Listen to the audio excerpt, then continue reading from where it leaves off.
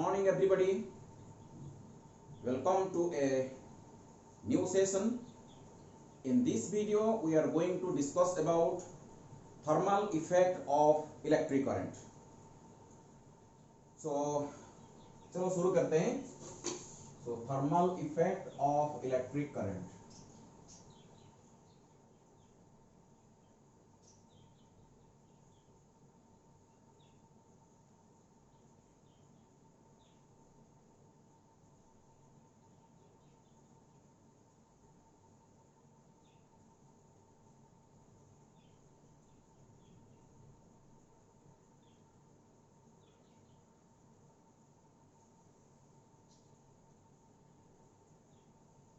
Okay, so although this is a small portion, but for exam point of view, that means for entrance point of view, for all competitive examination points of view, this topic is very important and very conceptual as well.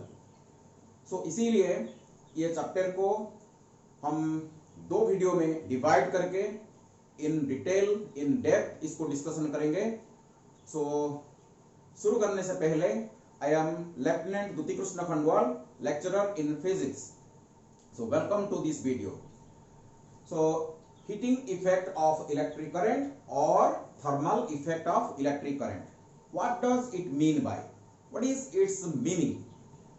देखो, कोई भी conductor में जब हम एक potential difference apply करते हैं, that means एक बैटरी कनेक्ट करते हैं कोई भी एक रेजिस्टर के क्रॉस में, तो करंट फ्लो होता है. Okay, due to flow of current it is observed that there is development of thermal energy. That means there is production of thermal energy. This effect of electric current is called thermal effect of electric current. So now we will search what is the secret behind, what is the cause behind, that is the reason for which heat is developed, that means thermal energy is developed when a current passes through a resistor. Okay, तो कोई भी resistor में जब current flow करता है तो thermal energy produce क्यों होता है, इसका जो पीछे जो कारण होता है वो क्या है, what is the secret behind. Actually what happens when a potential difference is applied across the terminals of a resistor, there is production of, that means there is an electric field inside the conductor. An electric field will be developed from higher potential towards the lower potential. But in case of metallic conductors, the free electrons that rush towards the higher potential from lower potential. Okay, free electrons, that means those who are free electrons are actually negatively charged particles that rush towards the higher potential. That means opposite to the direction of the electric field, they move with a uniform velocity, that is called your drift velocity. Okay, so as drift velocity, as they are drifting towards the higher potential, so while drifting they collide with themselves, so also collide with the lattice. Okay, that means the ions, okay, on their way. Due to the collision they lose their energy to the atoms or ions or to the lattice, due to which the vibration, the thermal vibration increases. The vibration increases. As the vibration increases, the vibrational kinetic energy also increases, and vibrational kinetic energy is directly proportional to the temperature. That is the reason for which the temperature of the conductor increases. That is the reason for which the thermal energy is developed, so to say. That means heat energy is developed. So this is the reason behind. Clear हो गया?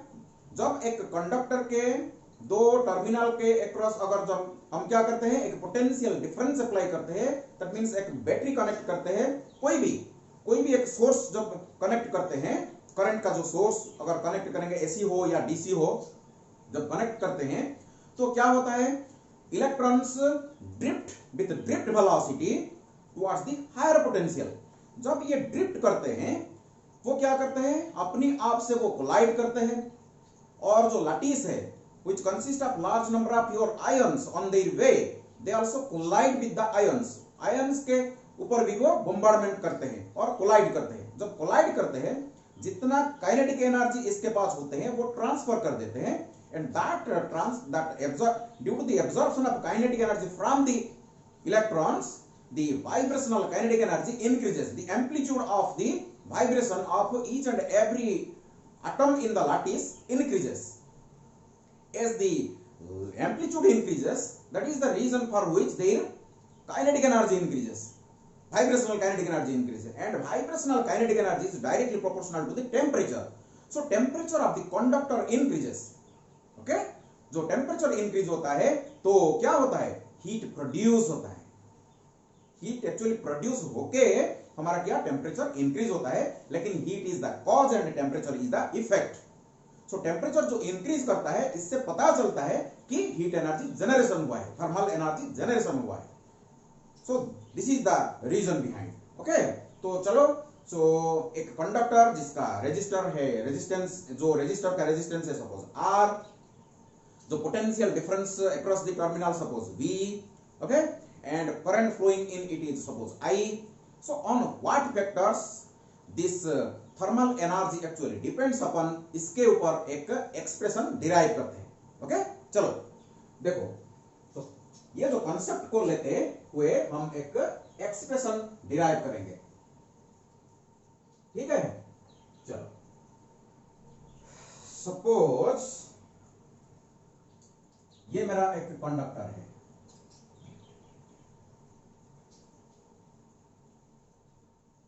ये मेरा एक conductor है, part of conductor I am showing you, and suppose this is a section under consideration, suppose this is my section A and this is my another section suppose B, and it is connected across a battery in which current is flowing in this direction, suppose I current that is flowing in this conductor। I am not showing the whole circuit, पूरा circuit में आपको नहीं दिखा रहा हूं, I am showing the part of the circuit। okay? Suppose ये point में suppose potential VA है और यहां सपोज पोटेंशियल VB है। As current flows in this direction, from the conventional direction of current we know current flows from higher potential to lower potential, so that is why VA is greater than VB। This implies VA minus VB is the potential difference between two sections A and B। Let it be V से, इसको हम V consider करेंगे। तो मेरे को बताओ, जब एक इलेक्ट्रॉन, देखो करंट इस डायरेक्शन में फ्लो हो रहा है, लेकिन electrons, the negatively charged particles are flowing in this direction opposite to the direction of the electric field. That means electric field will be developed in the direction of the current, but free electrons will drift towards the higher potential opposite to the direction of the electric field। ये सब concept हम पहले से electric current से हमको मालूम है। Okay, for that please go through 18 videos I have uploaded in YouTube related to electric current chapter. So electric current chapter का 18 वीडियोस में YouTube में अपलोड किया हूं, एक एक करके इसको सीक्वेंशियली देखो। इसका कंसेप्ट मजबूत होना चाहिए, because we are now going to study about the thermal effect of electric current. इसके बाद हम पढ़ेंगे magnetic effects of electric current. इसीलिए करंट का आइडिया पूरा होना चाहिए, जो फंडामेंटल, ओके, फंडामेंटल पूरा पूरी मजबूत होना चाहिए। चलो, सो VA minus VB is the potential difference between two sections। okay? चलो, तो मेरे को बताओ the potential energy of an electron as it crosses section B। बताओ क्या होगा जब ये सेक्शन को, यहां का पोटेंशियल क्या है VB, यहां का पोटेंशियल है VB। जब एक इलेक्ट्रॉन जिसका चार्ज है -E जब ये बी सेक्शन को क्रॉस करेगा उस वक्त इसका पोटेंशियल एनर्जी कितना होना चाहिए? हमको मालूम है V potential is equal to potential energy per unit charge. So this implies U is equal to V times Q. ये रिलेशन हमको मालूम है। अगर यहाँ का पोटेंशियल V है और इलेक्ट्रॉन का चार्ज अगर माइनस E है, जब इलेक्ट्रॉन यहाँ B सेक्शन को क्रॉस करेगा उस वक्त इसका पोटेंशियल एनर्जी कितना होना चाहिए? So Q times V, that means minus E times VB. Clear? इसको हम UB भी नाम दे सकते हैं, UB, potential energy at B. Similarly, the potential energy of an electron of the same electron when it crosses the section A, जब ये section A में पहुंचेगा इसका पोटेंशियल एनर्जी कितना होगा? E times VA. Okay, is equal to, इसको हम UA नाम दे सकते हैं. So can you tell me what is the change in potential energy? So change in potential energy as an electron moves from B to A, so is equal to final potential energy minus initial potential energy. That means UA, final potential energy UA minus UB. So UA कितना है? देखो, UA is your minus EVA minus of minus EVB. So this is equal to minus E, अगर हम common ले जाएंगे तो VA minus VB. So VA minus VB is nothing but the potential difference between A and B. So this is equal to minus EV. Clear? जब एक electron जब यहां से यहां पहुंचेगा, लोअर पोटेंशियल से हायर पोटेंशियल में जब पहुंचेगा तो इसका पोटेंशियल एनर्जी में इतना चेंज आएगा. And this negative sign indicates, negative sign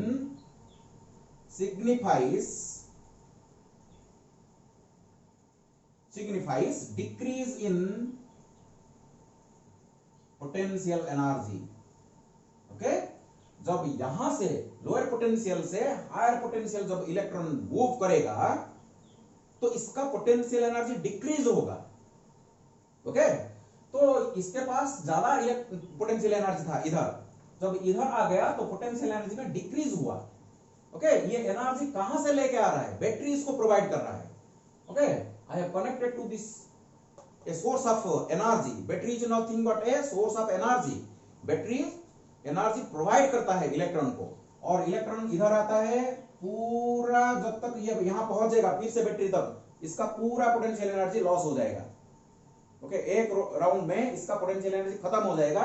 battery फिर से इसको एनर्जी दे देगा, फिर से ये मूव करेगा विद दैट एनर्जी, फिर से आ जाएगा एक सर्कल करके. ओके, ऐसे कंटिन्यूअसली प्रोसेस चलेगा. So battery is nothing but a source of energy. ये एनर्जी बैटरी से कलेक्ट करता है और डिसिपेट करता है in the form of thermal energy. Okay, so इसको हम डिराइव करेंगे अभी.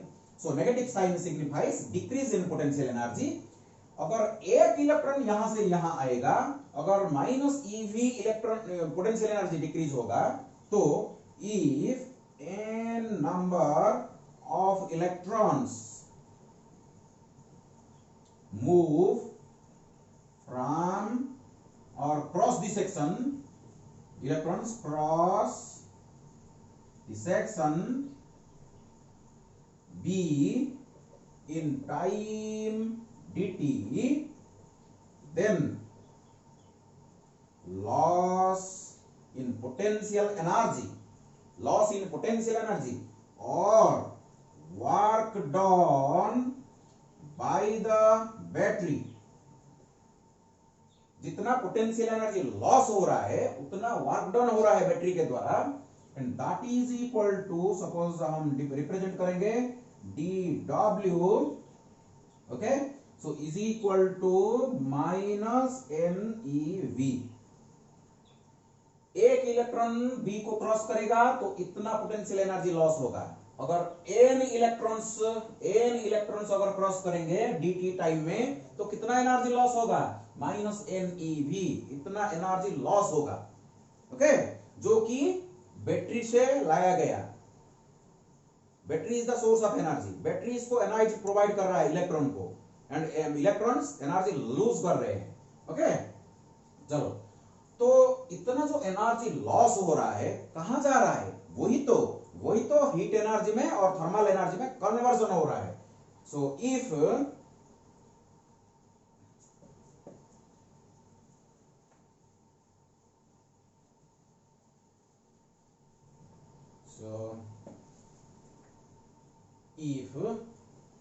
dH is the amount of thermal energy developed in time dt, ये जो टाइम dt इतना एनर्जी पोटेंशियल एनर्जी लॉस हुआ, ओके, और इतना थर्मल एनर्जी हमारा डेवलप हुआ। So then according to principle of conservation of energy, we can write dH plus dW is equal to 0 if heat and work both are measured in same units। ये equation को हम लिख पाएंगे कब, जब heat को और वर्क को हम सेम यूनिट में एक्सप्रेस करेंगे। Let it be joule. In SI unit both heat and work are measured in joule.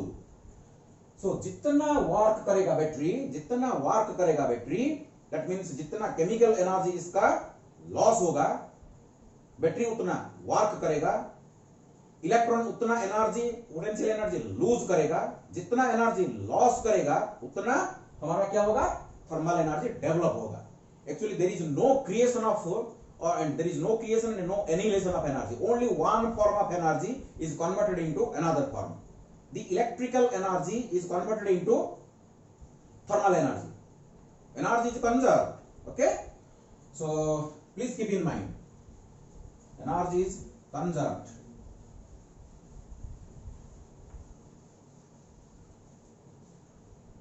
So I will put over here, so dH plus minus NeV is equal to 0.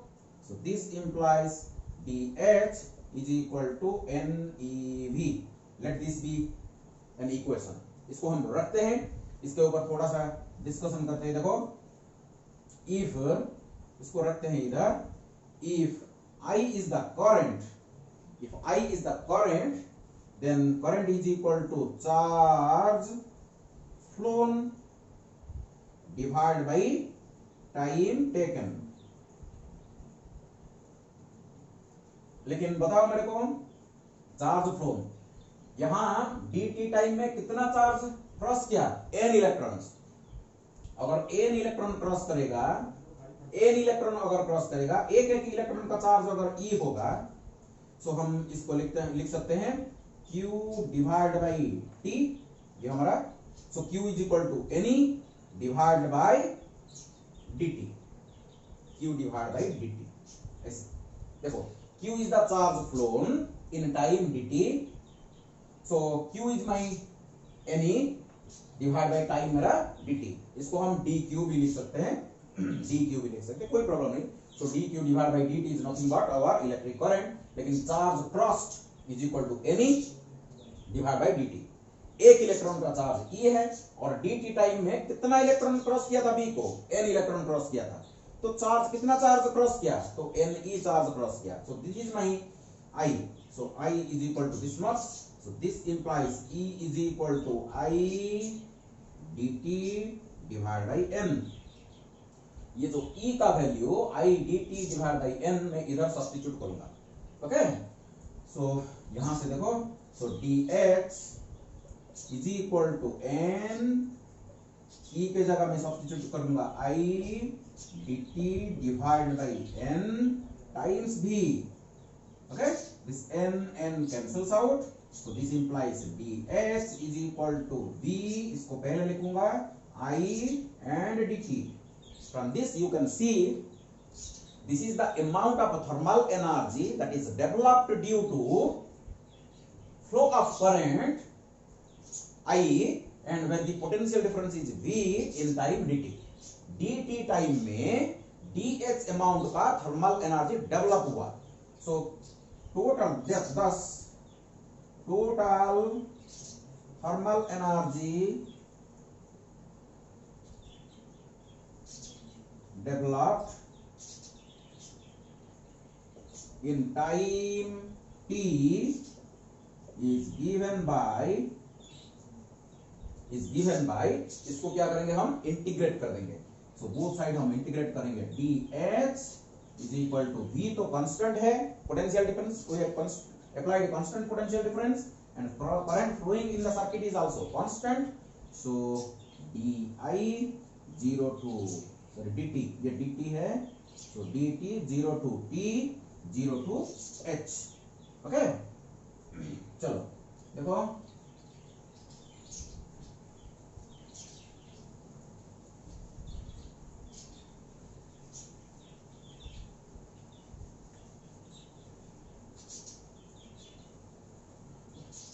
तो left side मेरा क्या हो गया देखो. So it becomes h is equal to V I T joule. That means you see this is my important expression. So t time में मेरा इतना VIT heat energy और थर्मल एनर्जी डेवलप हुआ.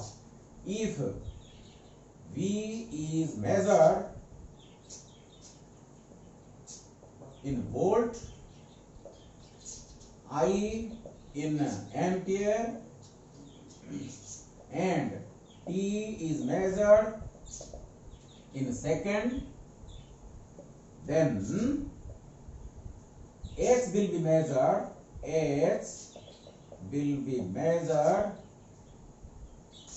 in joule. J. That means H is equal to V I T joule. So this is the expression. But generally heat energy is measured in a separate unit that is called calorie. Generally calorie is a practical unit of heat. In first year you have gone through this new unit, that is calorie. Heat energy को, thermal energy को generally calorie में measurement किया जाता है. तो joule को अगर हम कन्वर्ट करेंगे कैलोरी में, so H is equal to VIT divide by J calorie. So where J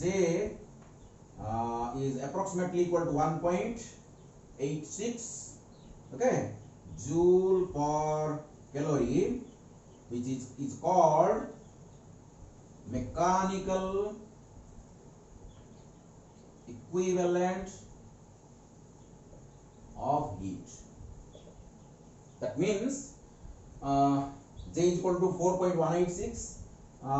इसको ऐसे भी लिख सकते हैं. चलिए ये 4.18 भी लिख सकते हैं. सॉरी ये गलत हुआ था. 4.18 joule per calorie. It is approximately equal to 4.2 joule per calorie.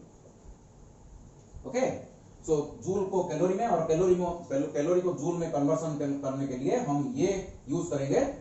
अगर ये कैलोरी में है, अगर J का वैल्यू आप सब्स्टिट्यूट करोगे ये, that means 1 calorie is equivalent to 4.2 joule और 4.2 joule is equivalent to 1 calorie.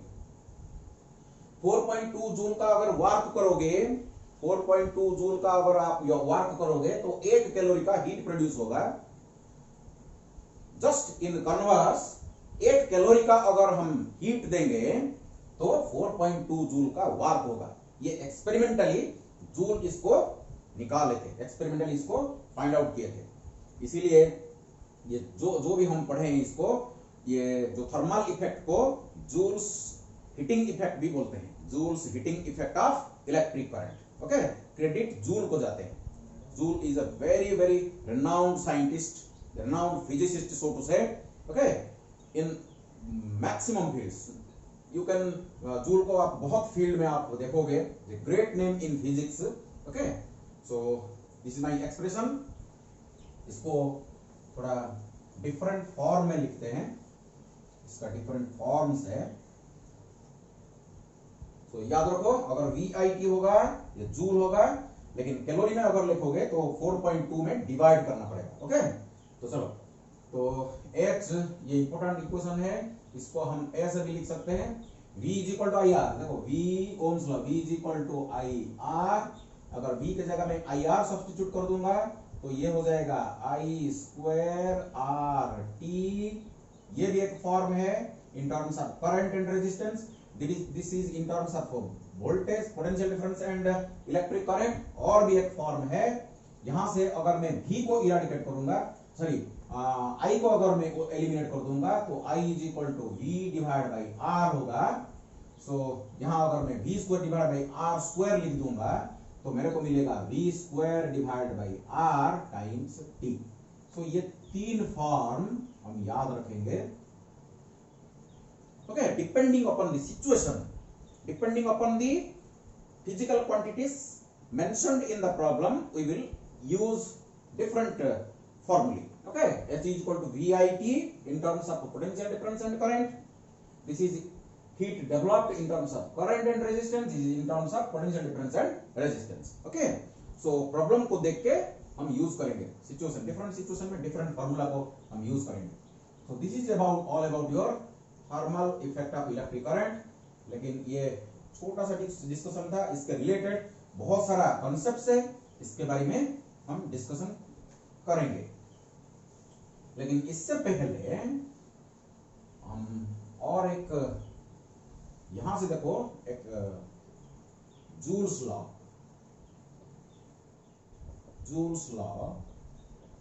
Of thermal effect, और Joule's law, simply Joule's law इसको लिखते हैं, Joule's laws on heating effect of electric current. Okay, so from this relation अगर यहां से अगर यहां इसको हम देखेंगे, so H is directly proportional to square of the current if resistance of the wire and time for which the heat is allowed, so current is allowed to flow is taken constant. So this becomes your first law. Okay, first law. इसको हम statement भी बना सकते हैं. तो मैं अब इसको बोल रहा हूं, देखो, the thermal energy developed in a specific register of resistance R in time t is directly proportional to the square of the current. तो जितना करंट फ्लो करेगा इसके स्क्वायर से थर्मल एनर्जी बढ़ेगा. ओके, करंट अगर 2 गुना हो जाएगा तो क्या होगा, थर्मल एनर्जी 4 गुना बढ़ जाएगा. क्लियर? सो सेकेंड लॉ में H is directly proportional to the resistance if your current and time is taken constant. अगर कोई भी रेजिस्टर में अगर हम करंट को कांस्टेंट कर देंगे और टाइम को भी कांस्टेंट कर देंगे और डिफरेंट रेजिस्टर हम लेंगे, जिसका रेजिस्टेंस ज्यादा होगा इसमें ज्यादा हीट प्रोड्यूस होगा. अगर करंट कांस्टेंट होगा तो, करंट और टाइम अगर कांस्टेंट होगा तो thermal energy developed is directly proportional to the resistance of the resistor. So third law states that the heat developed in a resistor is directly proportional to the time for which it is allowed to flow if your I and R are kept constant. So these are 3 laws named as Joule's law of heating effect. Clear? So यहाँ से देखो आ जाता है, simply आ जाता है. So H is directly proportional to I square if R and T are constant. H is directly proportional to R if I and T are kept constant. H is directly proportional to T if I and R are kept constant. Okay. So this is all about your laws. So इसके related कुछ problems हम solve करने से पहले और भी कुछ जान लेते हैं। चलो देखो,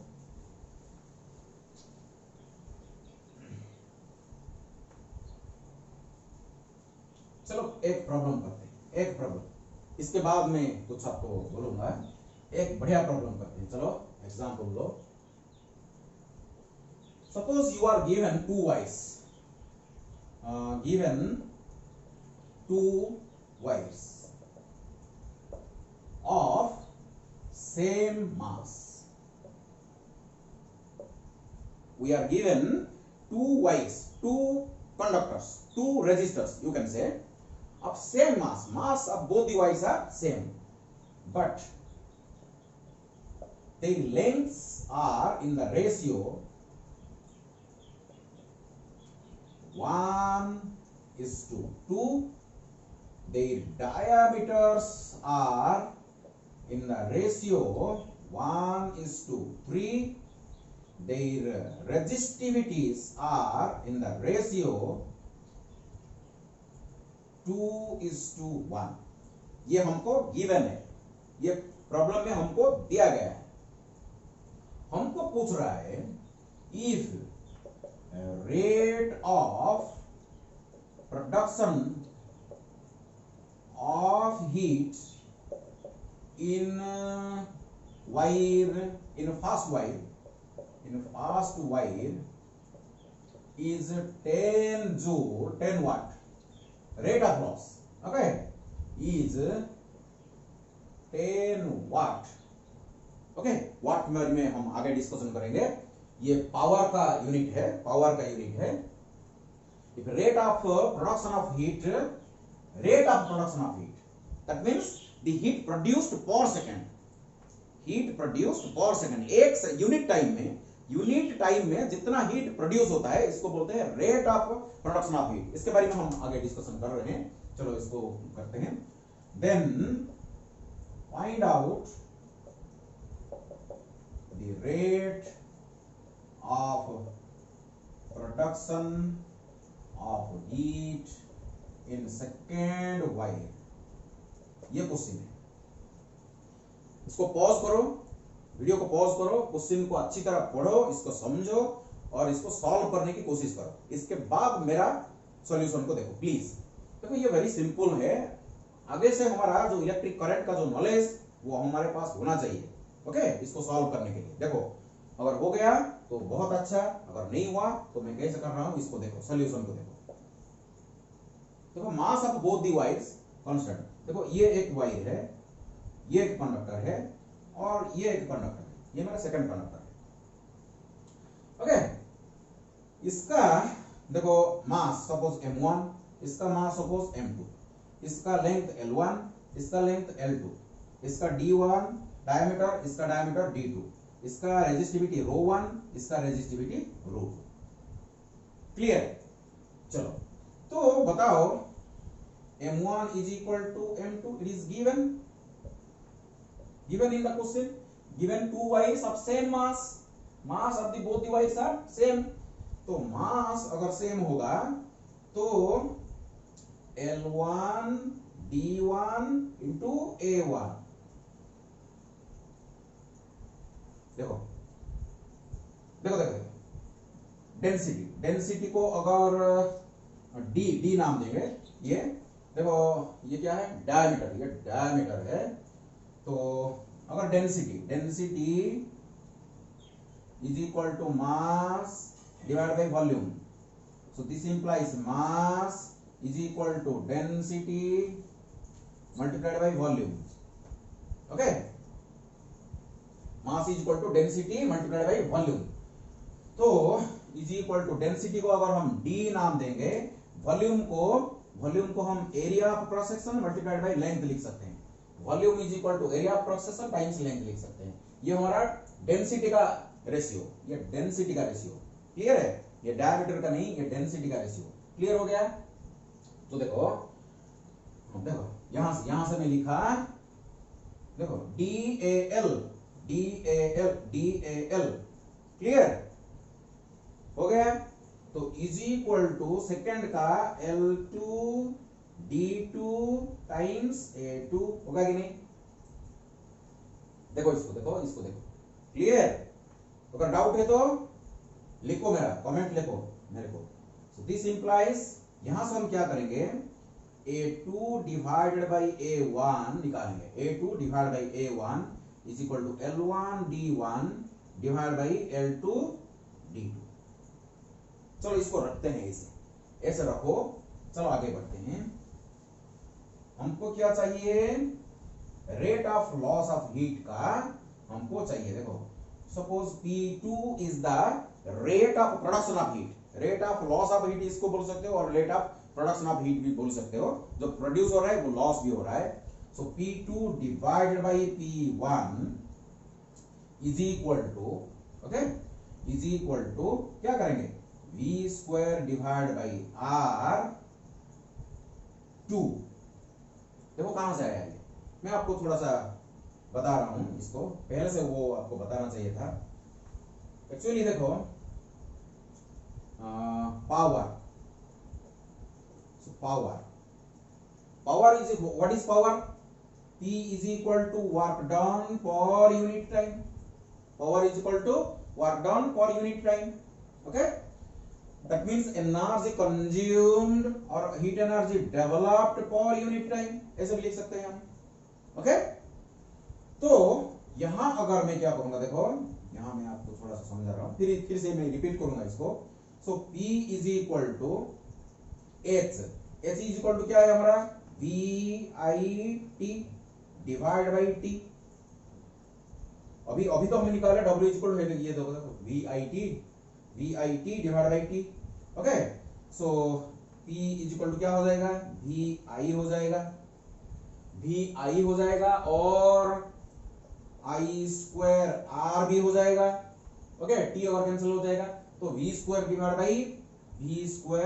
बाई R भी हो जाएगा, ओके। ये बताने के बाद एक्चुअली ये प्रॉब्लम को मेरे को आना चाहिए था, लेकिन कोई बात नहीं, ये वेरी सिंपल है। So power, okay, this is the expression for heat developed और thermal energy developed in time T। तो यूनिट टाइम में कितना हीट डेवलप होगा, तो यूनिट टाइम में कितना हीट डेवलप होगा, तो मैं क्या करूंगा, इसको T में डिवाइड कर दूंगा, इसको भी T में डिवाइड कर दूंगा, इसको T में डिवाइड कर दूंगा, इसको भी T में डिवाइड कर दूंगा। तो क्या हो जाएगा, देखो T कैंसिल आउट हो जाएगा, यहां भी देखो T और T कैंसिल आउट हो जाएगा, यहां भी देखो T और T कैंसिल आउट हो जाएगा। और H by T, that means thermal energy produced per unit time is nothing but your rate of production of heat energy। so इसको हम P के नाम में रिप्रेजेंट करेंगे, ओके। सो पावर जनरेटेड और पावर कंज्यूम्ड ऐसे भी बोल सकते हैं। तो P is equal to VI भी बोल सकते हैं हम, और I स्क्वायर R भी बोल सकते हैं, और V square divide by R भी बोल सकते हैं। सिचुएशन के ऊपर डिपेंड करता है कौन सा फॉर्मूला हम यूज करेंगे, लेकिन यहां हम V square divide by R formula को यूज करेंगे। देखो आ गया। So P is equal to V square divide by R2, ये सेकंड वाई का, डिवाइडेड बाई P1, तो V square divide by R1। Actually ये प्रॉब्लम में हमको दिया गया है V is constant, that means both the resistors are connected across the same potential difference, same cell, okay। so that is why V को constant मैंने रखा। सो देखो V स्क्वायर कैंसिल आउट हो गया, तो क्या हो गया, ये R1 डिवाइड बाई R2 हो गया। so this implies P2 divided by P1 is equal to R1 divided by R2, लेकिन R is equal to क्या है, ρ1 L1 divided by A1। R is equal to ρ L by A, इसीलिए मैं आपको बोला था पहले से इलेक्ट्रिक करंट का जो कॉन्सेप्ट आपके पास होना चाहिए, पूरा इलेक्ट्रिक करंट का चैप्टर पूरा कॉन्सेप्ट क्लियर होना चाहिए ये प्रॉब्लम को सॉल्व करने के लिए। देखो रेजिस्टेंस R का फॉर्मूला ρ L by A, ये इंपॉर्टेंट फॉर्मूला है। देखो मेरा वीडियो को देखो, सब कुछ मैं आपको अच्छी तरह बताया हूं। So R2 ρ2 L2 divided by A2, clear. So इसको थोड़ा सा रीअरेंज करते हैं। So P2 divided by P1 is equal to ρ1 L1, okay, A2 divided by ρ2 L2 A1 हो गया। चलो इधर आ जाओ, इधर आ जाओ।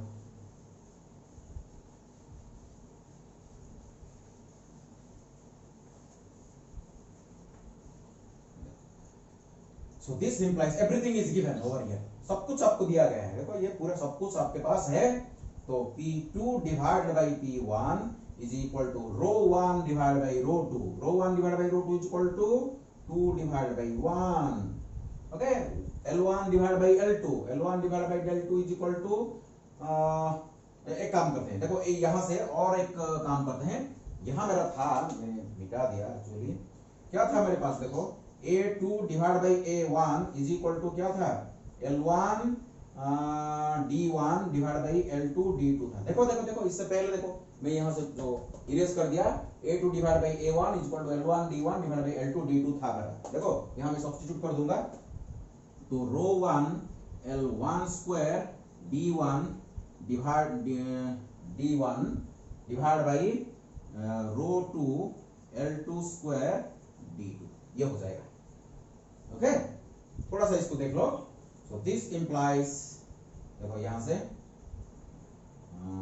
इसको थोड़ा सा इधर लिखते हैं, so this implies P2 divide by P1 is equal to rho 1 divide by rho 2, rho 1 divide by rho 2, it is 2 divide by 1, 2 divide by 1, और देखो L1 square divide by L2 square, तो L1 डिवाइड बाई L2 का square तो 1 divide by 2 का square, फिर से देखो D1 divide by D2, तो D1 divide by D2 is equal to 1 divide by 3, इसको सॉल्व करो, आपको मिल जाएगा 2 multiply by 1 by 4 multiply by 1 by 3, okay.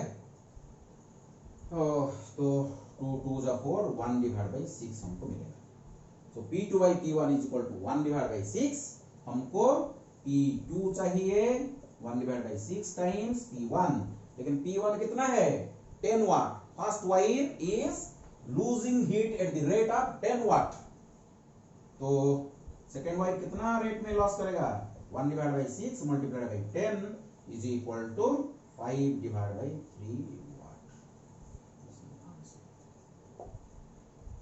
Clear हो गया, क्लियर हो गया, कोई डाउट है क्या इसमें, कुछ डाउट है नहीं, चलो बहुत बढ़िया प्रॉब्लम था। देखो प्रॉब्लम को फिर से देखो, हमको दो वाइस हमको दिया गया था, मास कांस्टेंट था, सो मास जो कांस्टेंट था मेरा, सो m1 is equal to m2 था, तो हम जो ऐसे लिख सकते हैं, volume times density is equal to volume times density, mass is equal to volume multiplied by density. So यहां से वॉल्यूम को हम ऐसे लिख सकते हैं, area multiplied by L1 times D1 is equal to area A2, area cross section times is D2। So यहां से मैं क्या किया था, A2 divide by A1 is equal to L1 D1 divide by L2 D2, ये निकाल के मैंने रखा था, ये जो एक्सप्रेशन मैं निकाल के रखा था, इसके बाद मैंने क्या किया, यहां आया, देखो P2 डिवाइड बाई P1, जो फार्मूला में ये फार्मूला को यूज किया, v square divide by R, so P2 divide by P1 is equal to v square divide by R2 divide by v square divide by R1, so v square cancels out because same potential difference is applied across both the resistors, so it is R1 divided by R2, so P2 divided by P1 is equal to R1 divided by R2, but R1 is equal to rho 1 L1 divided by A1, R2 is equal to rho 2 L2 divided by A2, तो फिर से देखो A2 ऊपर जाएगा, A2 divided by A1, but A2 divided by A1 is equal to L1 D1 L2 D2 का ratio, तो यहाँ मैं सब्स्टिट्यूट कर दूंगा, तो L1 स्क्वायर D1 हो जाएगा, ये L2 स्क्वायर D2 हो जाएगा। इसके बाद जो इंफॉर्मेशन मेरे को दिया गया मैं इसको सब्स्टिट्यूट कर दिया, तो 1/6 आ गया, तो P2 is equal to P1 इधर जाएगा, तो P1 को गिवन है 10 वाट, so it is 5 divided by 3 watt, P2 is equal to 5 divided by 3 watt, that means the second resistor will lose heat at the rate of 5 divided by 3 watt। clear हो गया, चलो, so ऐसे बहुत सारा problems है इसके related,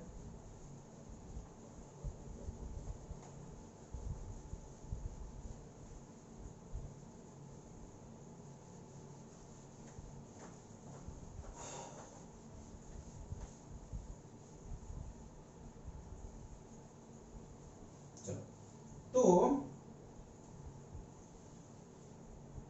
electric power के ऊपर थोड़ा सा ये जो डिस्कशन हम किए हैं इसको थोड़ा सा रिपीट करते हैं। Electric power,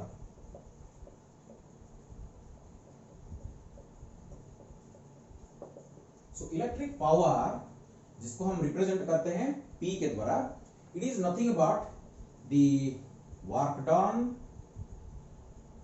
bye the battery divide by time taken और energy consumed divide by time. इसको हम ऐसे लिख सकते हैं, W डिवाइड बाई टी भी लिख सकते हैं और H डिवाइड बाई टी भी लिख सकते हैं। ओके, तो यहां से जो H हमारा था, H को अगर हम T से डिवाइड कर देंगे तो हमारा आ जाएगा P। So is equal to हमको तीन एक्सप्रेशन मिलेगा, एक मिलेगा VI और एक मिलेगा I स्क्वायर R और एक मिलेगा V square divide by R। ये तीनों फॉर्मूला को हम बाय हार्ट करके याद रखेंगे। ये देखो पूरा वेरी वेरी इंपॉर्टेंट, बहुत सारा प्रॉब्लम ये जो फॉर्मूला को लेके हम सॉल्व करने जा रहे हैं। सो इसीलिए इसको पूरा बाय हार्ट करके पूरा याद रखो।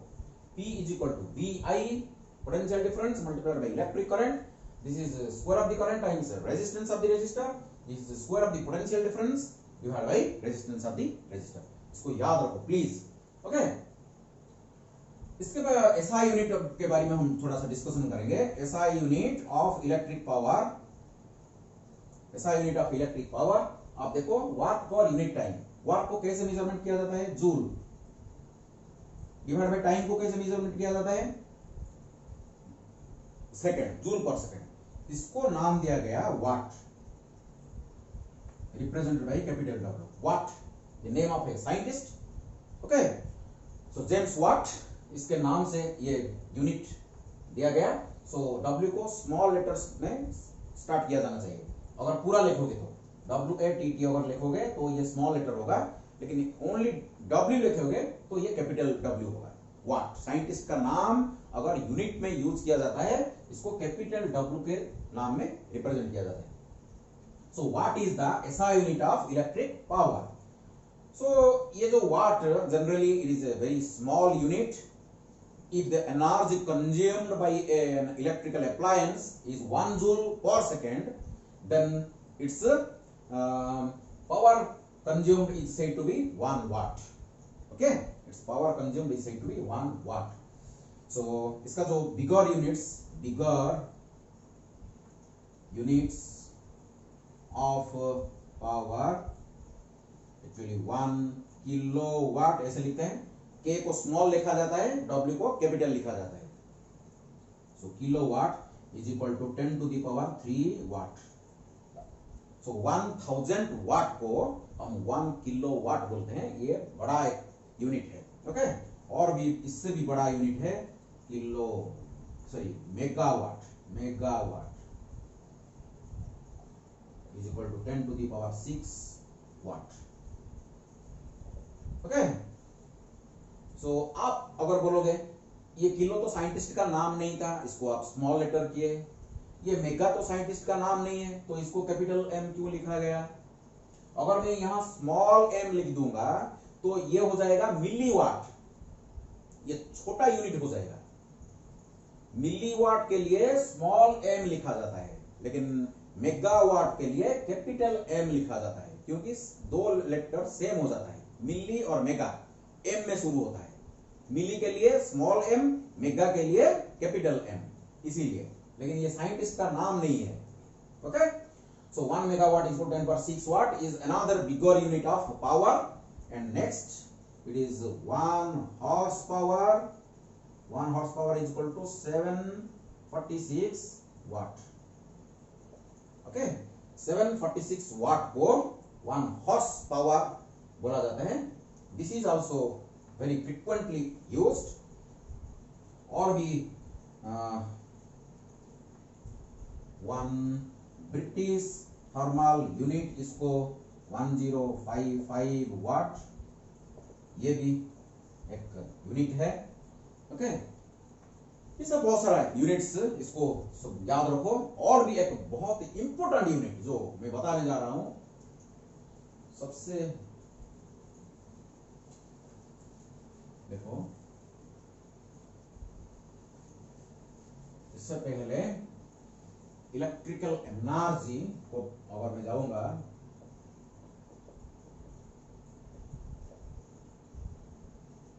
इलेक्ट्रिकल एनर्जी, देखो W is equal to V I T, W is equal to V I T, और H इज इक्वल टू भी V I T में लिख सकता हूं. This is the work done by the battery, that is the energy consumed by the battery, and H is the equivalent thermal energy developed according to principle of conservation of energy. The energy spent, the energy lost by the battery, battery is a source of energy, वो जितना energy consume करेगा, जितना energy lose करेगा, उतना energy thermal energy में conversion होगा. Okay, बहुत सारा हमारा इलेक्ट्रिकल अप्लायंस है इसके ऊपर काम करता है. जो हमारा गीजर होता है, जो हम आयरन जो प्रेस करते हैं, जो हमारा ड्रेस को प्रेस करते हैं, और बहुत सारा इलेक्ट्रिकल जो रूम हीटर आपका होता है, घर में जो हीटर यूज होता है कुकिंग करने के लिए. ओके, बहुत सारा हमारा जो और भी ओटीजी, ओके, ओटीजी जो होता है वो भी. तो बहुत सारा इलेक्ट्रिकल अप्लायंस हमारा thermal effect of electric current को बेस करके तैयार किया गया है. क्लियर? वो एसी में भी काम करता है और डीसी में भी काम करता है. Okay, that is another important point to be noted. So DC और एसी दोनों में ये काम करते हैं. Okay, so V W is equal to VIT, और अगर इसका ऐसा यूनिट अगर मैं आपको बोलूंगा, देखो V is measured in volt, current is measured in ampere, and time is measured in second. So that's why this is my joule. So 1 joule is equal to 1 volt multiplied by 1 ampere into 1 second. That means इसका मतलब को समझो. अगर एक resistor होगा, एक resistor के across में अगर पोटेंशियल डिफरेंस अगर 1 वोल्ट होगा, अगर एक सेकंड में उसी रेजिस्टर में अगर 1 एम्पियर का करंट फ्लो हो रहा है, तो 1 जूल का एनर्जी कंज्यूम होगा. इसका फिजिकल सिग्निफिकेंस को समझो. देखो, अगर ये मेरा एक रेजिस्टर है, इसके अक्रॉस एक बैटरी लगा हुआ है, सपोज इसका पोटेंशियल डिफरेंस है V, एक सेकंड में अगर 1 एम्पियर का करंट फ्लो हो रहा है, 1 एम्पियर करंट फ्लो हो रहा है, इसमें 1 एम्पियर का करंट फ्लो हो रहा है, तो एक सेकंड में अगर आपका क्या हो रहा है, एक सेकंड में जितना एनर्जी कंज्यूम हो रहा है, एक सेकंड में जितना एनर्जी कंज्यूम हो रहा है और जितना हीट एनर्जी डेवलप हो रहा है, that is your 1 joule. Clear?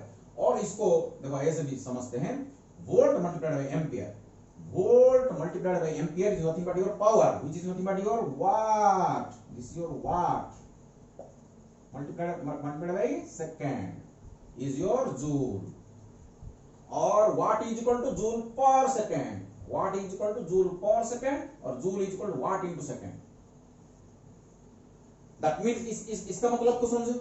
ये क्या बोलता है, अगर एक इलेक्ट्रिकल अप्लायंस, कोई भी बल्ब हो सकता है, आपका गीजर हो सकता है, आपका हीटर हो सकता है, आयरन, कोई भी एक इलेक्ट्रिकल अप्लायंस जिसका वाटेज, जो स्पेसिफाइड वाटेज इसके ऊपर लिखा जाता है, कोई भी इलेक्ट्रिकल अप्लायंस आप देखो, इसके ऊपर लिखा हुआ है कितना वाट का है. बल्ब 40 वाट का है या 60 वाट का है या 100 वाट का है. फैन आपका है वो भी कितने वाट का है. हीटर 1000 वाट का है, और आपका जो एसी है वो 1500 वाट का है. सभी में मेंशन किया जाता है, इसमें मेंशन है. ओके, अगर एक इलेक्ट्रिकल अप्लायंस जिसके ऊपर लिखा है 1 watt, specified wattage is 1 watt, if it works, that means if it is used for 1 second, then 1 joule of energy will be consumed. Clear हो गया? क्लियर हो गया? If 1 watt bulb or 1 watt electrical appliance is used for 1 second, then the energy consumed is said to be 1 joule. इसके ऊपर हम discussion करेंगे. घर में जो हम इलेक्ट्रिकल एनर्जी को यूज करते हैं, तो कैसे इसको कैलकुलेशन किया जाता है, इसके ऊपर डिस्कशन करते हैं. देखो, एक बढ़िया यूनिट जो हम इसको बोलते हैं 1 kilo watt hour. K small letter, H भी स्मॉल लेटर, लेकिन W capital letter. 1 kilo watt hour. So kilo watt किसका यूनिट है? पावर का। ये आवर किसका यूनिट है? टाइम का। तो देखो ये पावर का है। पावर का यूनिट के साथ, दैट मींस पावर के यूनिट के साथ अगर टाइम का यूनिट को मल्टीप्लाई कर दोगे तो आपको क्या मिलेगा? एनर्जी का और वर्क का यूनिट मिल जाएगा। ओके, इसको भी हम याद रखेंगे। अरे भाई P equal to W divide by T, तो W इक्वल टू PT तो होना चाहिए। Very simple. So 1 kilowatt hour is the biggest practical unit of energy generally used in trading of electrical energy. Okay, इसको हम समझते हैं। देखो, that means this is equal to 1 kilowatt का कोई भी एक appliance, if it is used for 1 hour, 1 kilowatt का कोई भी एक अप्लायंस, इलेक्ट्रिकल अप्लायंस, हीटर हो सकता है, गीजर हो सकता है, आयरन भी हो सकता है, कोई भी एक इलेक्ट्रिकल अप्लायंस जिसका वाटेज है 1 किलोवाट, अगर इसको आप 1 घंटे तक यूज करोगे तो आपको 1 किलोवाट आवर का एनर्जी कंज्यूम करना पड़ेगा, यानी कंज्यूम हो जाता है। ओके, इसको ऐसे लिखते हैं 1 kilowatt, that means 1000 watt used for 1 hour, ऐसे भी लिख सकते हैं। और 1000 watt, that means watt means क्या है? Joule per second used for 3600 second. 1 hour means 3600 second. So this second and second cancels out. So what you will get is 3600000। देखो ये 3 जीरो, ये 2 जीरो, ये हो गया, ये जूल हो गया। देखो सेकंड कैंसिल आउट हो गया, ये जूल हो गया। That means 1 kilowatt hour is equal to this much joule. लेकिन इसको कैसे लिखा जाता है? 1 kilowatt hour is written like this, 3.612345 multiplied by 10 to the power 6 joule. And this 1 kilowatt hour का एनर्जी अगर आप कंज्यूम कर रहे हो तो इसको बोलते हैं 1 यूनिट। हमारे जो घर के बाहर जो मीटर लगा हुआ है, आप उधर देखो लिखा हुआ है किलोवाट आवर। देखो आप किलोवाट आवर लिखा है।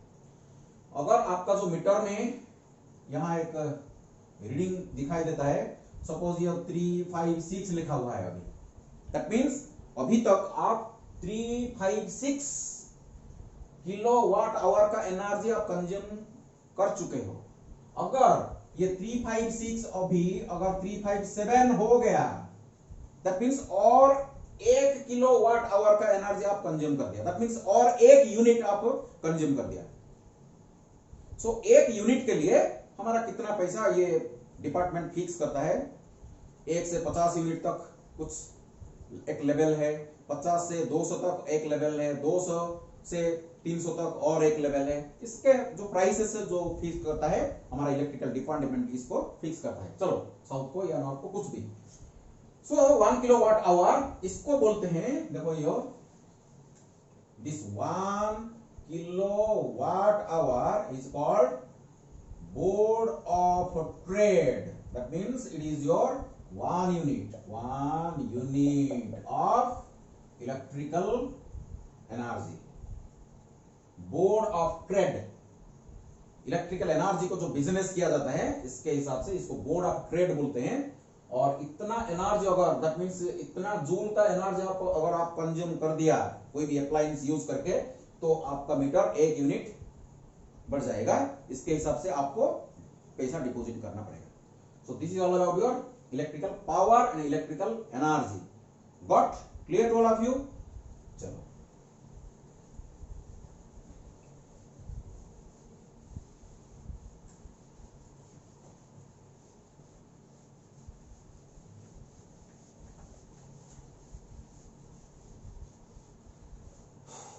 सो आज का जो डिस्कशन मेरा था ये कंप्लीटली फंडामेंटल था, लेकिन देखो आज का जो डिस्कशन हुआ thermal effect of electric current का फिजिकल सिग्निफिकेंस क्या है, इसको पहले जूल इसको डिस्कवर किए थे, 3 लॉज हम पढ़े, इसके लिए एक्सप्रेशन तैयार किए।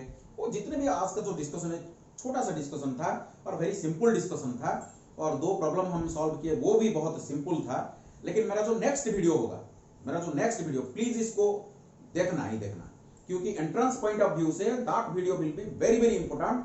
एंड दैट वीडियो में in that video I will explain about different concept. Ball का जो अगर सीरीज में काम करेगा वो कैसे करेगा, पैरेलल में कनेक्शन होगा तो क्या होगा, ओके।